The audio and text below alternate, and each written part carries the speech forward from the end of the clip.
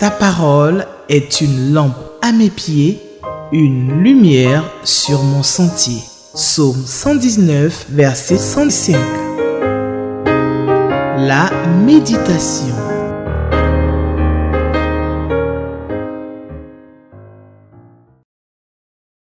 Chers téléspectateurs d'Espérance TV et vous tous qui nous suivez via les différents médias sociaux, c'est avec beaucoup de joie que je vous salue dans le nom de Jésus de Nazareth, l'espérance du monde, celui qui est mort pour que nous puissions avoir la vie. Je vous souhaite donc la bienvenue à l'émission La Méditation.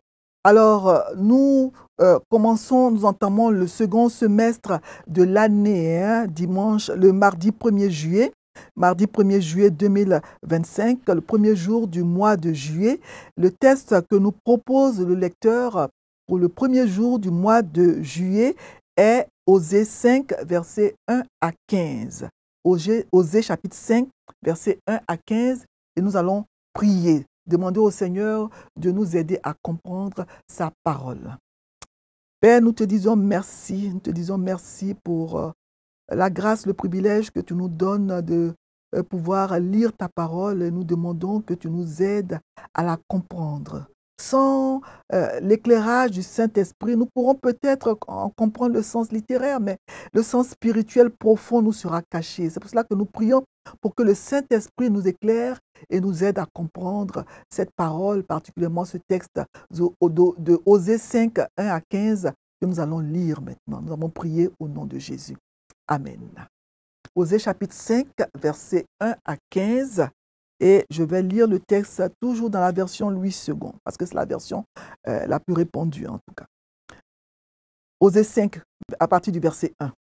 Écoutez ceci, sacrificateurs, sois attentive, maison d'Israël.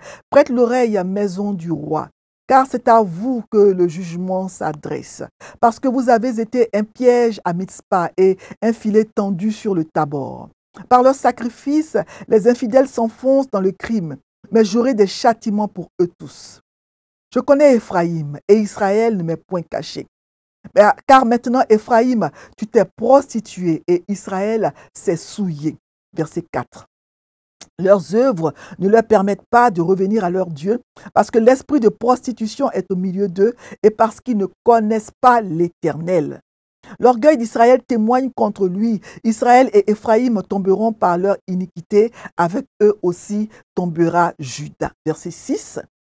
Ils iront avec leurs brebis et leurs bœufs chercher l'Éternel, mais ils ne le trouveront point. Il s'est retiré du milieu d'eux. Ils ont été infidèles à l'Éternel, car ils ont engendré des enfants illégitimes. Maintenant, un mois suffira pour les dévorer avec leurs biens.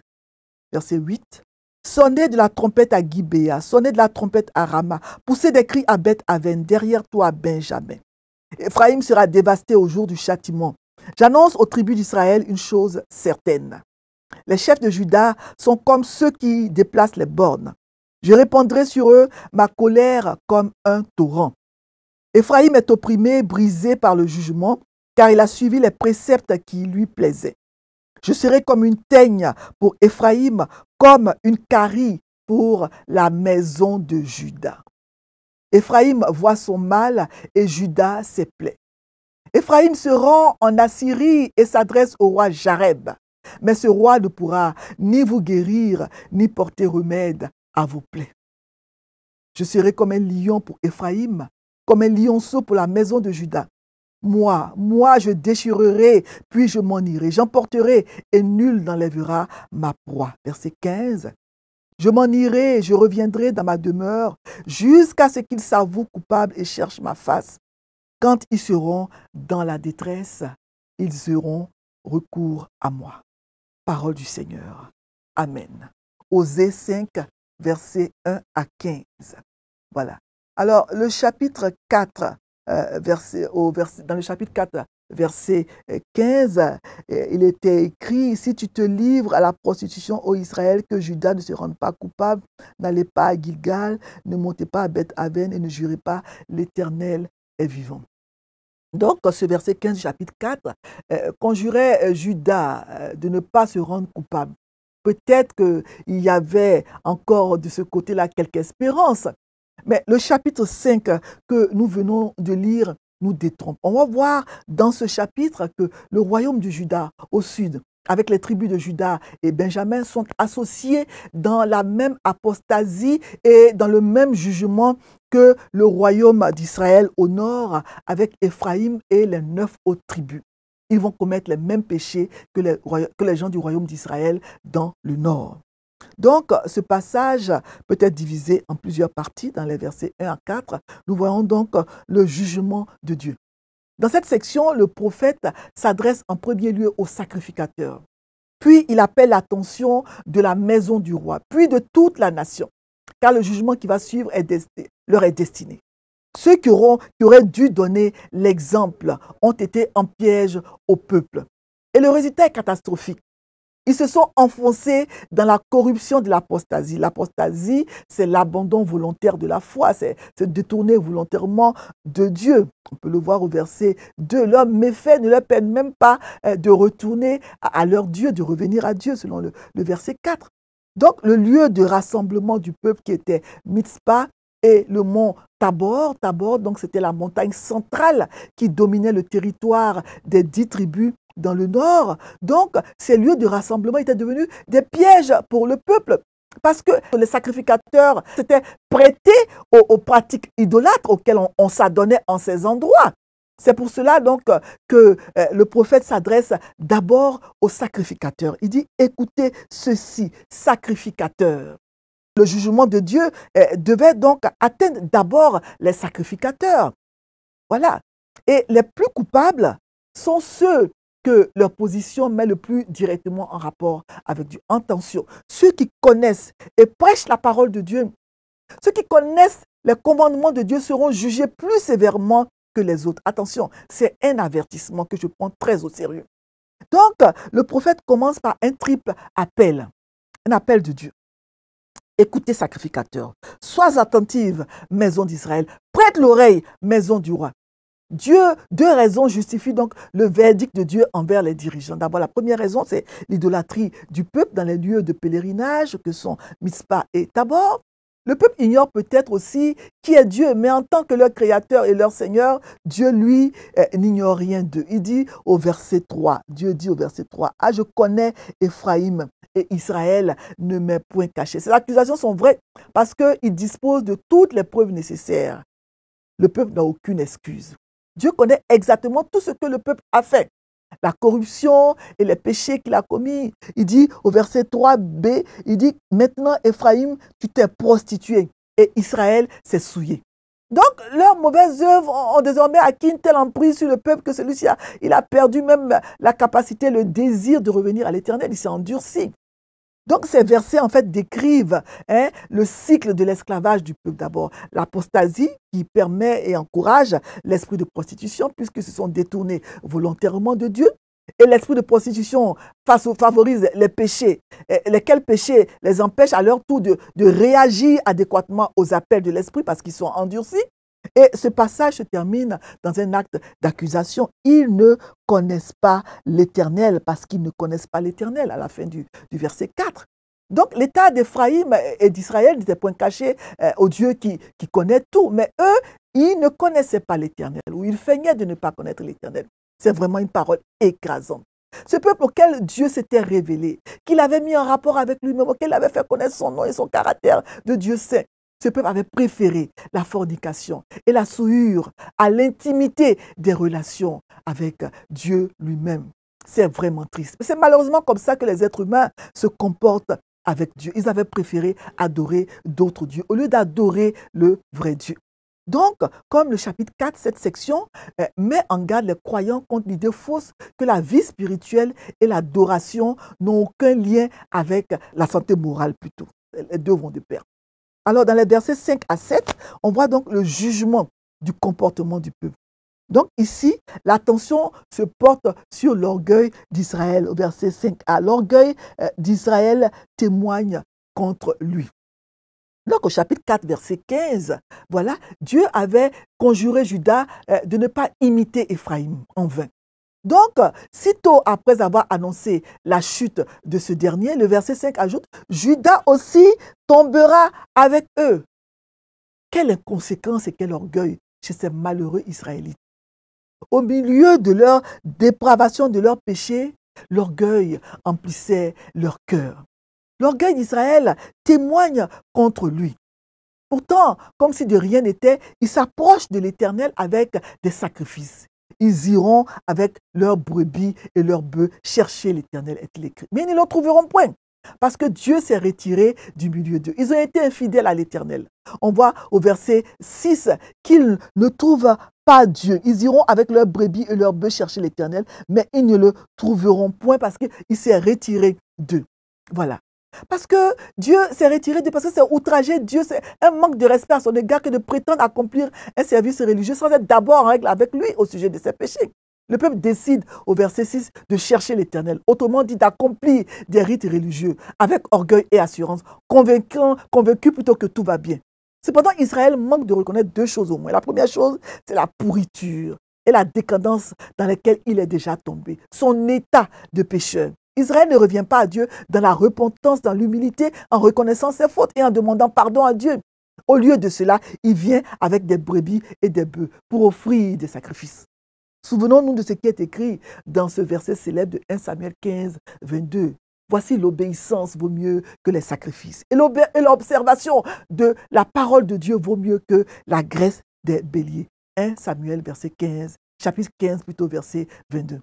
Donc, on lit au verset 5 que dès lors, Israël et Éphraïm, ils vont trébucher par leur faute, par leur iniquité. Et la seconde chose, c'est que le jugement de Dieu avait déjà commencé à s'appliquer. Le Seigneur s'est écarté d'eux dans les versets 13 à 15. On voit que Dieu s'est écarté d'eux. Voilà. Dieu s'est écarté donc de son peuple. On le verra plus tard dans la suite du texte, dans les versets 13 à 15. Donc, dans les versets 8 à 12, on peut voir donc, on voit dans ces versets-là, versets 8 à 12, le jugement de l'injustice du peuple. On voit dans ces versets le châtiment que Dieu va appliquer, exercer sur son peuple. Donc, après avoir donné précédemment le triple commandement d'écouter au verset 1, écoutez sacrificateur, sois attentif maison d'Israël, prête l'oreille maison du roi. Le verset 8, il commande à présent à 3 reprises de sonner du corps, de la trompette, pour avertir d'un danger imminent. Sonner de la trompette au verset 8 à Gibéa, pousser des cris à Beth-Aven, derrière toi Benjamin. Voilà. Donc, ces versets annoncent la ruine commune du peuple tout entier. Le jugement de Dieu va les atteindre tous. Éphraïm avec les 9 tribus qui constituaient donc le royaume d'Israël au nord, mais aussi Juda avec Benjamin qui constituait le royaume de Juda au sud. Voilà. Sonner du corps à Gibéa, de la trompette à Rama, crier dans Beth-Aven, derrière toi Benjamin. Donc tous ces lieux qu'on cite là, Gibéa, Rama, Beth-Aven, tous ces lieux faisaient partie ou avaient appartenu au territoire de Benjamin. Donc le prophète prévient ici spécifiquement d'une invasion du territoire de Benjamin et de Juda. Donc les tentatives des chefs de Juda pour étendre leurs frontières au nord en annexant de force le territoire de Benjamin, ça revenait à déplacer les bornes. C'est de cela qu'il est question au verset 10. Parce que les bornes délimitaient le territoire d'une famille. Donc les déplacés servaient à voler des terres et privaient le peuple de la capacité de subvenir à ses besoins. C'est pour cela que cette pratique est sévèrement condamnée. Et c'est pour cela que ça suscite la colère de Dieu. Dans ce passage, on voit dans Deutéronome 19, 14 et Deutéronome 27, 17, passage que nous n'allons pas lire, que c'est c'est grave de déplacer les bornes. Voilà. Donc, le royaume d'Israël, dont Éphraïm faisait partie, va souffrir.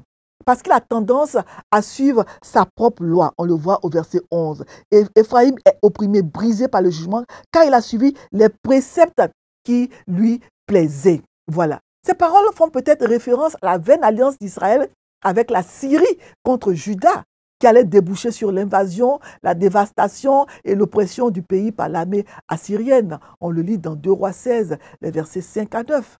Donc, dans les jours et les années qui vous mèneront aux événements prédits par le prophète, c'est Dieu lui-même qui sera l'agent de destruction. Il sera semblable à une teigne ou une pourriture, provoquant le déclin interne, rongeant le tissu de la société et affaiblissant les nations. Il dit au verset 12, « Je serai comme une teigne pour Éphraïm, comme une carie pour la maison de Juda. » Une carie ronge la dent petit à petit, jusqu'à ce que la couronne de la dent disparaisse complètement avec de fortes douleurs. C'est ainsi que Dieu apaisantira sa main sur la maison de Juda pour la détruire à cause de ses nombreux péchés. La maison de Juda, la maison d'Éphraïm aussi.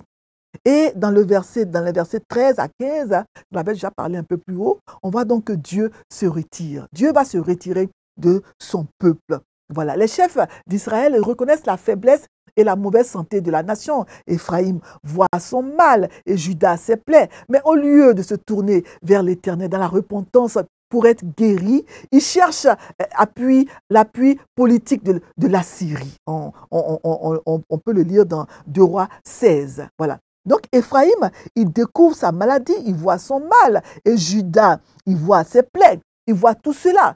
Voilà. Mais au lieu de s'adresser au grand médecin, le médecin par excellence, qui est Dieu lui-même, en se reconnaissant coupable, en se repentant, le peuple se tourne vers le roi Jareb de l'Assyrie. Israël a été assez insensé pour faire confiance à l'homme au lieu de faire confiance à Dieu.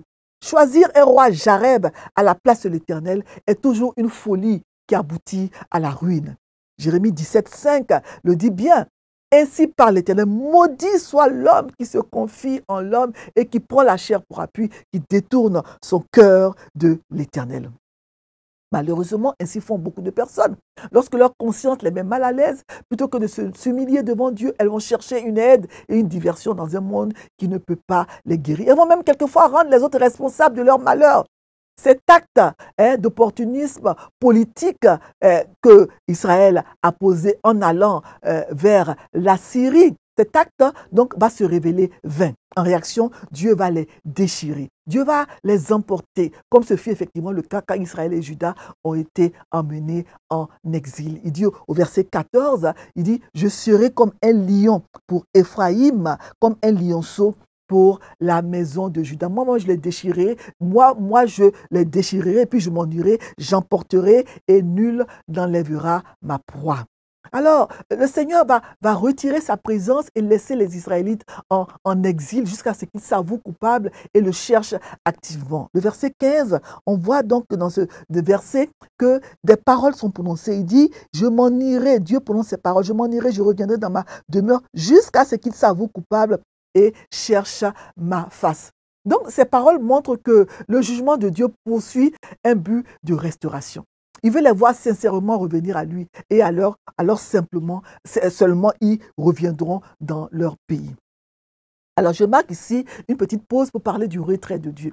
Dieu s'était retiré de cela peut arriver. Nous pouvons être tellement enracinés dans notre péché et notre rébellion que Dieu nous laisse à nous-mêmes. Nos péchés nous éloignent de lui.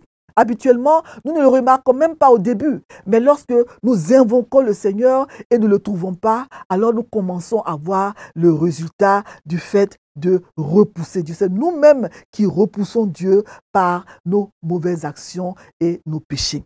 Et le chapitre 5 d'Osée se termine par une parole d'espérance. L'Éternel ne sera pas à toujours comme un lion qui déchire sa proie à l'égard d'Éphraïm et de Juda. Il dit, je m'en irai, je retournerai en mon lieu jusqu'à ce qu'ils se reconnaissent coupables et recherchent ma face, dit-il au verset 15. Donc quand ils seront dans la détresse, ils auront recours à moi, dit Dieu. Dans leur affliction, ils me chercheront sincèrement. C'était ça, le but du jugement de Dieu. Le but du châtiment de Dieu contre Israël. Le but n'était pas la destruction du peuple, mais sa restauration. Le but de Dieu était que le peuple se repente et revienne à lui. Malheureusement, ce n'est souvent que dans notre affliction, dans nos souffrances, que nous cherchons sincèrement Dieu. Quand nous souffrons, quand nous avons des malheurs, c'est là que nous cherchons les pasteurs, les hommes de Dieu, etc. Pourquoi ne pas rechercher l'Éternel avant que l'affliction ne vous y oblige? On a eu à faire des évangélisations dans les hôpitaux. Et je peux vous dire que quand les gens sont couchés sur un lit d'hôpital, ils sont réceptifs à l'évangile. Voilà. Alors, deux choses inséparables sont nécessaires ici. Qu'il s'agisse de trouver Dieu comme pécheur ou de le retrouver quand on s'est détourné de lui, deux choses sont nécessaires, la repentance et la conversion. Autrefois, les enfants d'Israël avaient cru rencontrer Dieu avec leurs brebis et leurs bœufs, etc. Mais c'était sans repentance. Et ils n'avaient trouvé qu'un endroit désert. Mais plus tard, ils vont se reconnaître coupables et ils vont revenir à Dieu. Alors, pour réfléchir encore plus sur le texte, le lecteur nous propose deux questions. La question 2 et la question 6. La question 2. Est-ce que ce passage m'apprend quelque chose sur Dieu le Père, Dieu le Fils, Dieu le Saint-Esprit? Est-ce que ce passage m'apprend quelque chose sur Dieu le Père, Dieu le Fils, Dieu le Saint-Esprit? Ce passage nous apprend beaucoup sur Dieu le Père. Mais ce qu'il faut retenir, c'est que Dieu châtie le peuple pour guérir. Dieu châtie par amour et non par méchanceté. Dieu châtie pour restaurer et non pour détruire. Ça, c'est ce que ça nous apprend sur Dieu. Beaucoup d'autres choses, mais retenons ceci essentiellement. Le châtiment de Dieu, c'est pour la restauration et non pour la destruction. Et nous avons aussi la question 6 qui dit, quel avertissement Dieu nous donne dans ce passage? Est-ce que dans ce passage, y a-t-il un avertissement? Y a-t-il un avertissement dans ce passage? L'avertissement, c'est que nos péchés nous conduisent à la ruine. Nos péchés nous conduisent à la destruction. Nos péchés nous conduisent à la souffrance. N'attendons pas le châtiment de Dieu pour revenir à lui. N'attendons pas que Dieu nous châtie pour revenir à lui. N'attendons pas d'être dans la souffrance pour revenir à Dieu. Revenons à Dieu. Restons fidèles à notre Dieu avant qu'il ne soit trop tard.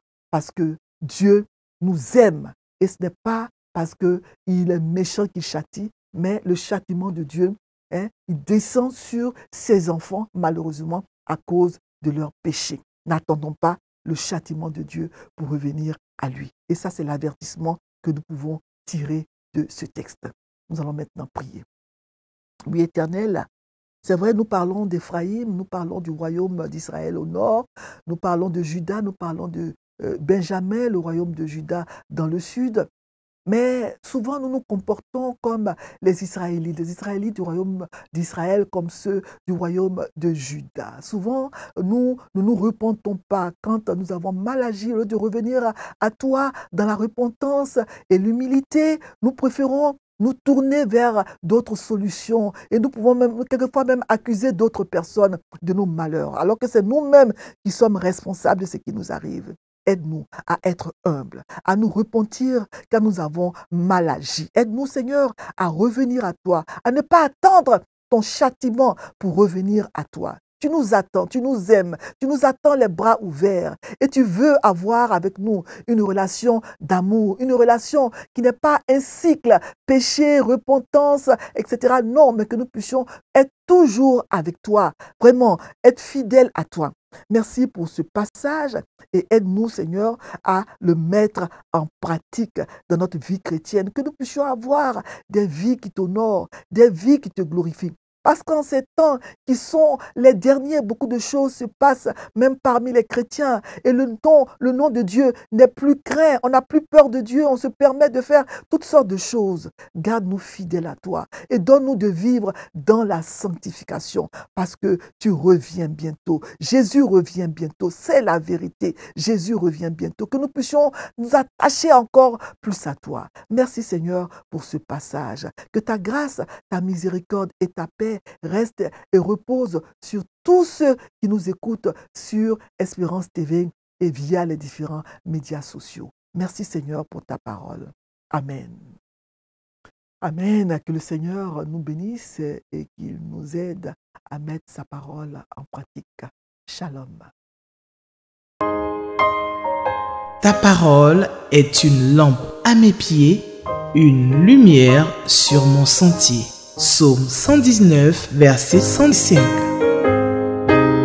La méditation.